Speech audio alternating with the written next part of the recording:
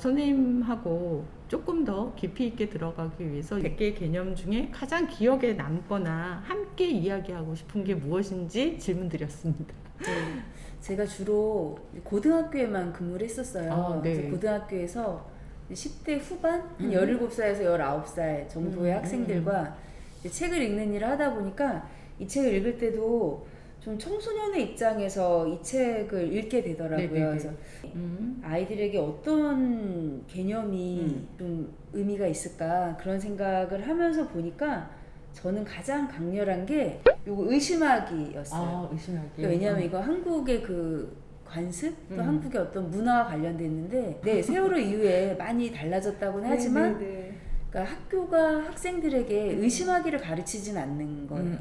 그리고 교사들의 성향이 의심하는 학생들을 그다지 좋아하진 않는 거예요. 의심 많은 학생들 부담스러워하죠. 그러니까 학교에서는 지금도 여전히 정말 솔직히 굉장히 말 잘 듣고 순응하고 순종하는 그런 학생들을 착하다, 뭐 예쁘다 이렇게 하지 학교가 진짜 이거 우리 위해서 이러는 거야? 뭐 점심 왜 몇 시에 왜 먹어야 돼? 막 이런 여기저기 막 물음표를 던지고 다니는 학생들을 부담스러워하죠. 네. 그래서 저는 이 의심하기라는 이 개념을 한국의 학생들에게 선물하고 싶었어요. 의심하기입니다. 한국의 청소년들에게 선물하고 싶은 개념, 의심하기.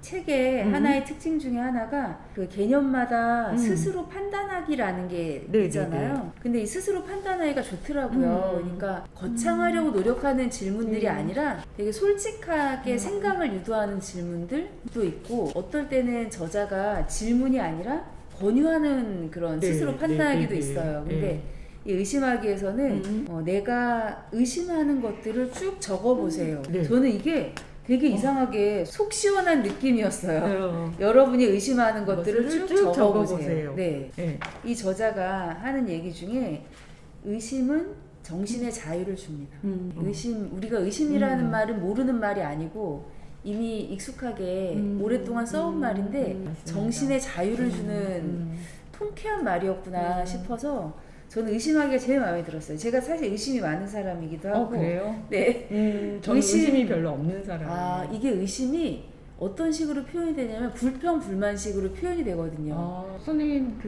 잘하시는 의심하기가 불편하지는 않으셨어요? 저는 안 불편한데 제 옆에 있는 사람들이 불편하죠.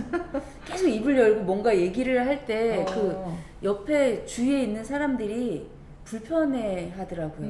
근데 그거는 굉장히 한국적인 문화인 것 같아요. 네. 좀 입을 닫기를 바라는 그냥 입 다물고 각자 조용히 할 일을 성실하게 하는 걸 굉장히 미덕으로 생각하는 아직도 그런 사회가 아닌가 그런 생각도 살짝이 들었어요.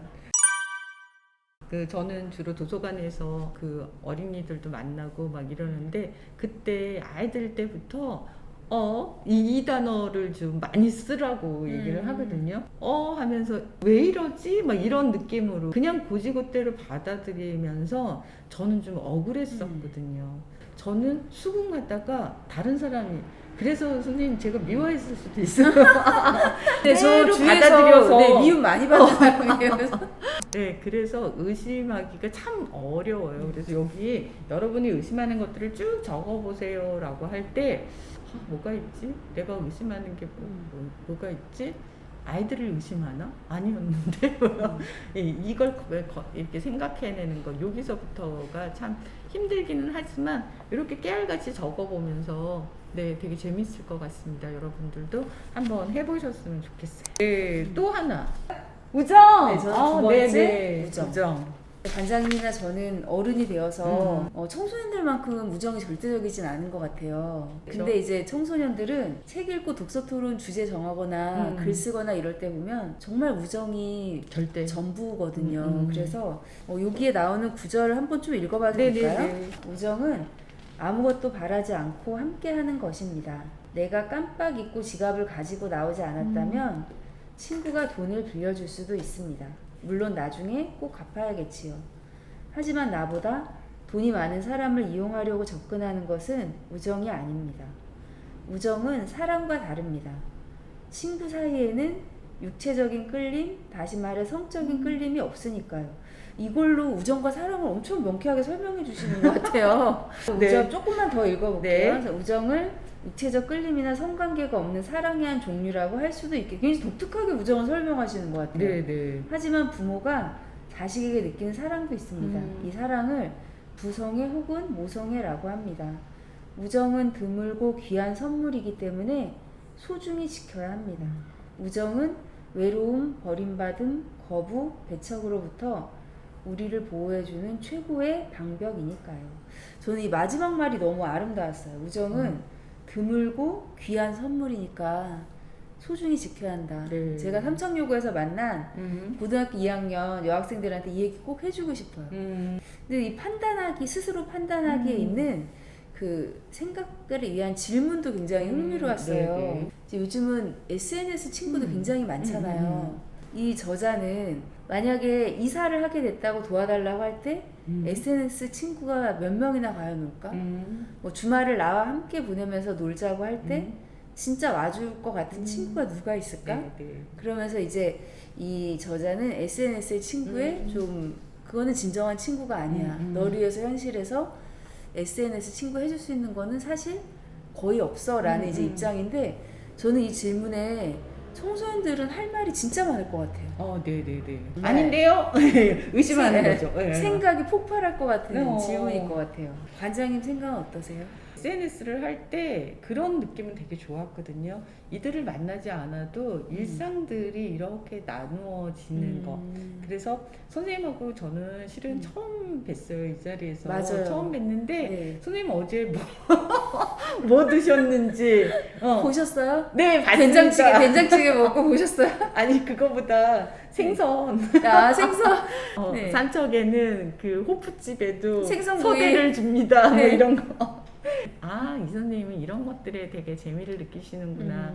선생님 오늘은 조금 외로우신 것 같으네. 이렇게 문맥에서 그런 것들을 느끼는 것처럼 청소년들은 정말 붙어 있고 그 친구와 모든 걸 일상을 나누지만 살아가면서 우정을 나눈다는 게 살짝 맞아요. 거리두기가 되었을 때 찐우정이 되는 것 같은 느낌도 들었거든요.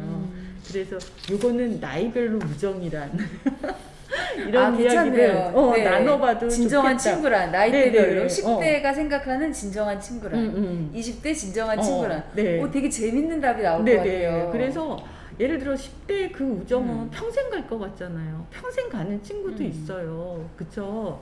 쭉 가기도 하지만 제 입장에서 보면 그 친구들은 다 뿔뿔이 흩어져가지고 지금 그리워만 하지 만날 수는 없거든요. 이 책의 되게 장점이 뭐냐면 마지막에 선생님이 정말 좋다라고 하셨던 그 문맥에 외로움이라는 단어가 있거든요. 저희가 물 흐르듯이 이렇게 흐른다. 이게 무슨 얘기냐면 외로움이라고 하는 단어가 있더니 그 옆에 외로움에 대한 또 맞아요. 설명이 네, 있는 네. 거예요. 네. 그런 식으로 연결이 돼요.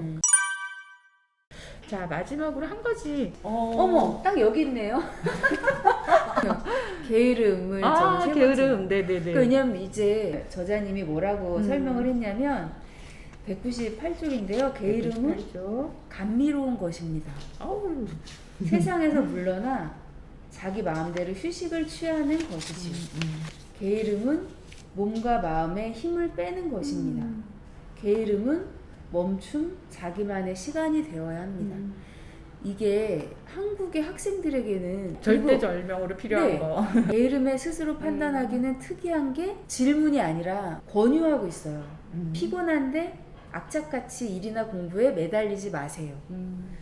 할 수 있다는 생각으로 자기 자신을 너무 힘들게 하지 마세요.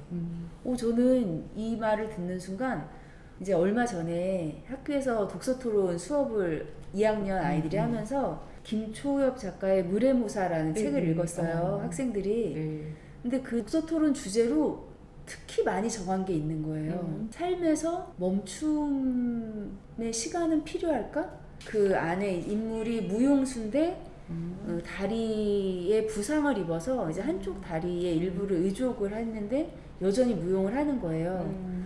근데 사람들은 엄청 감탄을 해요. 그 무용수가 무용을 하면 박수를 막 치면서 감동을 하고 이러는데 이 사람은 너무너무 고통스럽고 또 의족을 끼고 무용하는 거에 대한 현실적인 고통도 느끼고 그래서 결국은 마지막에 멈춤의 삶을 선택을 하거든요. 그 열정으로 나를 불태우는 삶을 살지 않겠다라고 선택을 했는데 학생들은 그게 너무너무 낯선 거예요.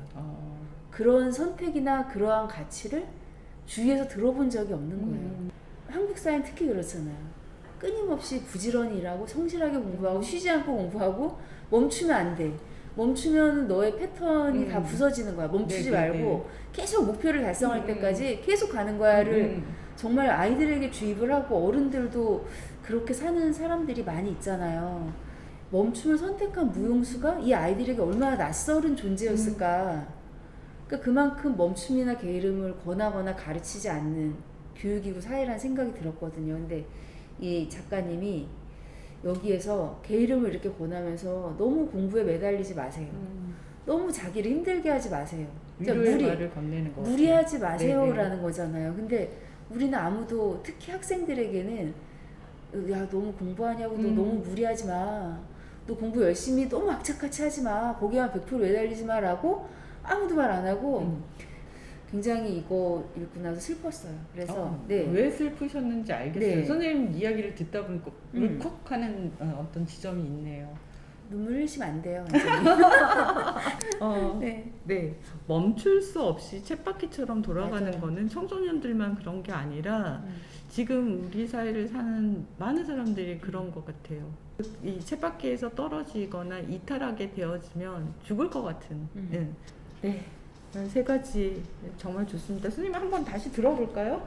네, 이렇게 들면 선생님은 안녕 필로를 통해서 이렇게 세 가지가 많은 이야기거리를 던져주셨습니다. 가장 제일 먼저 단어가 생각하기였잖아요. 그래서 세 번째 저희가 이야기로 좀 넘어가 보면 왜 생각하지 못할까? 왜 이 책이 새로운 개념처럼 다가오지? 그냥 일상인데 왜 이런지 또 개인적으로는 생각이 방해되는 요소들이 뭔지 간단하게 한번 얘기 나눠봤으면 좋겠어요. 네. 이제 제가 학교에 있다 보니까 이제 학생들 이야기를 많이 하게 되는데 저는 학생들의 탓은 아닌 것 같아요. 이제 정말 생각할 틈이 없는 거죠. 교육에 조명을 비춰야 될 것 같아요. 교육이 너가 제대로 하고 있니? 생각을 촉진하는 교육을 하고 있니? 학교야? 이렇게 학교에서 만약에 제가 학교라면 대답을 못 할 것 같아요. 생각을 촉진하려면 그래서 말을 하게 한다든지 쓰게 한다든지 토론을 하게 한다든지 그럴 때 생각이 촉진되잖아요. 저는 생각을 같이 해야 된다고 생각을 해요. 생각을 같이 해야 된다고. 네. 근데 학생을 궁극적으로 좀 부끄러운 얘기지만 잘 배웠나 이런 거보다 우리가 줄을 제대로 세웠나? 그러니까 등급을 내야 되잖아요. 수능도 등급을 내야 되고 고등학교 내신 성적도 등급이 정상적으로 나와야 되거든요. 지금 교육이 사실 거기에 더 초점이 맞춰져 있는 거죠. 그래서 저는 학생들이 생각을 잘 하지 못하고 있다면 교육의 탓이고 어른의 탓이라고 생각해요. 생각이란 말 굉장히 많이 쓰게 되네요. 저희가 그런 시간을 좀 갖는 게 중1 자유학기제잖아요. 과연 중1이 맞나? 저는 요 안녕필로라는 요런 그 철학할 수 있는 요런 구조를 가지고 한 6개월만이라도 중3에서 고1 올라가는 그 시기 모든 학생에게 이런 시간을 주면 어떨까 했는데 왜 중1로 갔을까 이런 게 항상 궁금했었거든요. 그리고 그거 같아요. 근데 정말 그 시기에 아이들에게 계속 이 아이들을 어떤 그냥 교육의 대상과 학습해야 될 대상으로 여긴다면 아무리 자유학기제를 뭐 1년씩 한다 해도 본질적인 부분의 변화는 또 가져오기가 힘든 거죠. 물론 지금 자유학기제가 긍정적인 역할도 많이 하고 많이 있지만 있죠. 실은 이제 그 다음으로 이어지는 과정이기 때문에 1년이 편하지가 않은 거예요. 맞아요. 1년이 편하지가 않더라고요. 주변에서 보니까. 그래서 진정으로 그 1년을 탄탄하게 만들기 위한 방식으로도 이런 철학하기가 좀 보편화되었으면 좋겠다. 그리고 그렇게 쓰기에 되게 좋은 텍스트로 안녕 필로가 좀 나왔다. 그런 고민을 담고 나왔다. 한번 봐주셨으면 좋겠습니다.